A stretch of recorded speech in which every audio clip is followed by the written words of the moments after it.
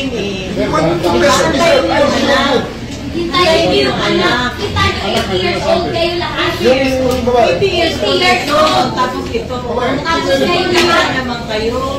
Ma'am. Pambira naman. Do not lay a finger. 80 years old kayo lahat. Go! Hindi makalakad ng maayos. Teka. Okay. Sandali lang, sandali lang. Dali. Sandali lang. Ano gusto niyo? Mangyayari yan. Sandali lang. Mangyayari. Sandali lang. Oh, attorney. Sir, Hintayin mo can you lang. not listen to his plea? He will, if he's going to live here and live out of the country, he will be there for long. Ang hinihingi niya lang na Ikaw naman sir, para naman tayong naglulukuhan dito. Kamura-mura ng pamasahe papunta ron.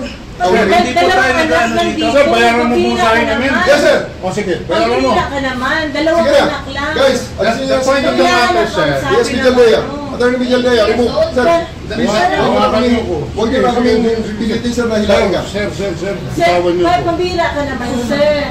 Huwag kang ganyan, sir. Huwag kang ganyan, sir. Huwag kang ganyan, sir. Humane lang, sir. Humane lang. Humane lang.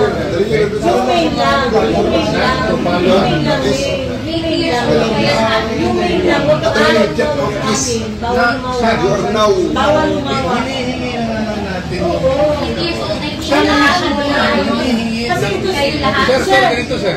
Sir, ganito sir. Sir, ganito sir. Hindi po ang abogado ang humihiling.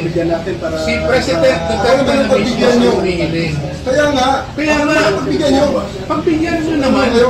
Kanina pa eh. Hindi naman lahat ng, ilan ang hinuli ngayong araw na to sir? Sa iba-ibang mga krimen. Ilan ang binigyan ng ganitong... Kasi nandito kayo lahat eh. Yung isang tao. Ilan ang binigyan ng Nag-iisang tao, daming krimen sa labas. Presidential Nandito law kayo. sa gamit. Sir, hindi kami Sir, humingi ng please pabor. naman. Just invoke Article 59. Bakit hindi yan magawa-gawa? Attorney, we will That's confirm. precisely the point that I'm saying. Ano That's yung precisely ganyan?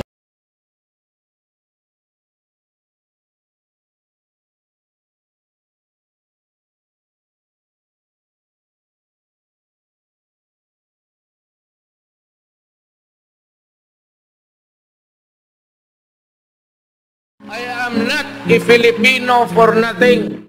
I did what I had to do. And whether you believe it or not, I did it for my country.